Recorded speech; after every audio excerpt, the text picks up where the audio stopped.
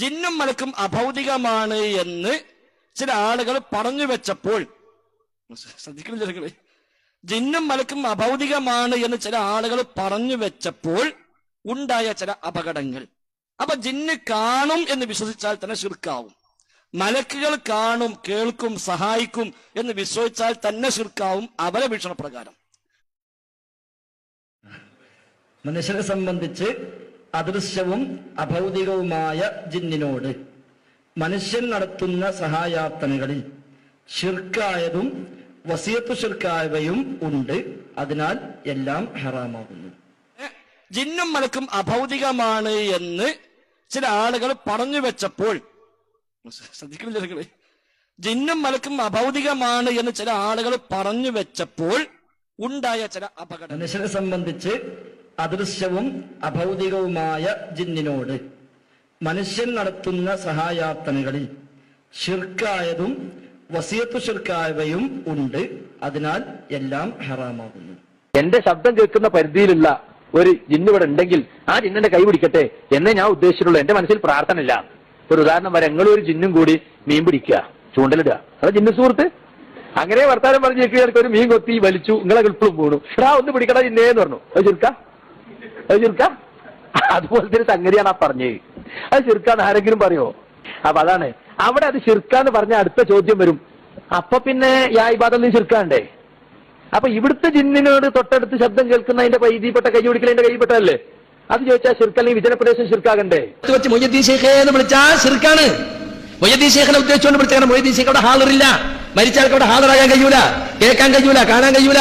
അതേസമയത്ത് ശബ്ദം കേൾക്കുന്ന പരിധിയിലുള്ള ഒരു ജിന്നോ മലക്കോ കേട്ടിട്ട് അതിന്റെ കൈവിൽപ്പെട്ട എന്തെങ്കിലും കാര്യമാണ് ചോദിക്കണമെങ്കിൽ അത് ശിർക്കല്ല. ഗവേഷണം നടത്തി കണ്ടുപിടിച്ച കാര്യങ്ങളല്ല മതത്തിന്റെ അടിസ്ഥാനം. അല്ലദീന യുഅ്മിനൂന ബിൽ ഗൈബി, ഗൈബിൽ വിശ്വസിക്കുന്നവരാണ് മുത്തഖീങ്ങൾ.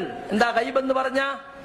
നമ്മുടെ ബുദ്ധി കൊണ്ടോ അല്ലെങ്കിൽ നമ്മുടെ പഞ്ചേന്ദ്രിയങ്ങൾ കൊണ്ടോ നമ്മൾ വികസിപ്പിച്ചെടുത്ത ആധുനിക ഉപകരണങ്ങൾ കൊണ്ടോ ഒന്നുകൊണ്ടും മനസ്സിലാക്കാൻ കഴിയാത്ത മറഞ്ഞ കാര്യം, അതിൽ വിശ്വസിക്കണം.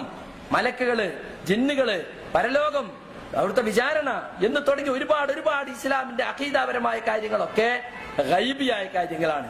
അതിൽ വിശ്വസിച്ചാൽ മാത്രമേ നമുക്ക് യഥാർത്ഥ മുഅ്മിനാകാൻ സാധിക്കുകയുള്ളൂ. എന്റെ ശബ്ദം കേൾക്കുന്ന പരിധിയിലുള്ള ഒരു ജിന്ന് ഇവിടെ ഉണ്ടെങ്കിൽ ആ ജിന്നിന്റെ കൈ പിടിക്കട്ടെ എന്നേ ഞാൻ ഉദ്ദേശിച്ചിട്ടുള്ളൂ. എന്റെ മനസ്സിൽ പ്രാർത്ഥന ഇല്ല. ഒരു ഉദാഹരണം വരെ, ഒരു ജിന്നും കൂടി മീൻ പിടിക്കുക, ചൂണ്ടലിടുക, അത് ജിന്നു സുഹൃത്ത് അങ്ങനെ വർത്താനം പറഞ്ഞ് കേൾക്കുക, ഒരു മീൻ കൊത്തി വലിച്ചു, നിങ്ങളെ ഗൾപ്പിളും പോണു, ഒന്ന് പിടിക്കടാ ജിന്നേന്ന് പറഞ്ഞു. അത് ചുരുക്ക അതുപോലത്തെ ഒരു സംഗതിയാണ് ആ പറഞ്ഞത്. അത് ശിർക്കാന്ന് ആരെങ്കിലും പറയോ?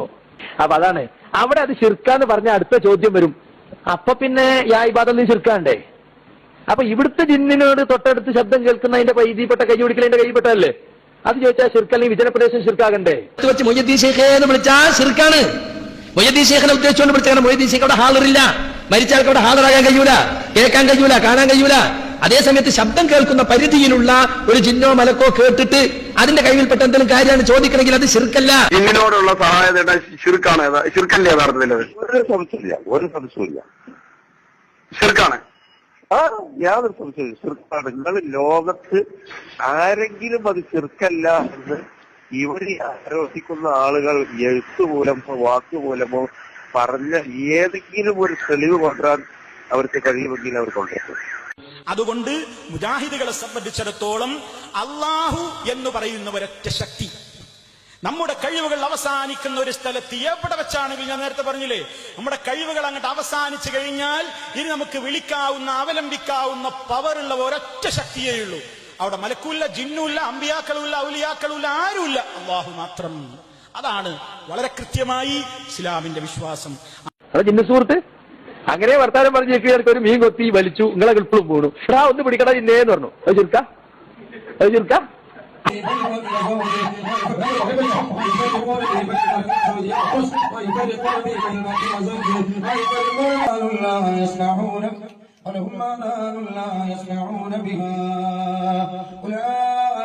പറഞ്ഞെടുക്കുകയാണ്.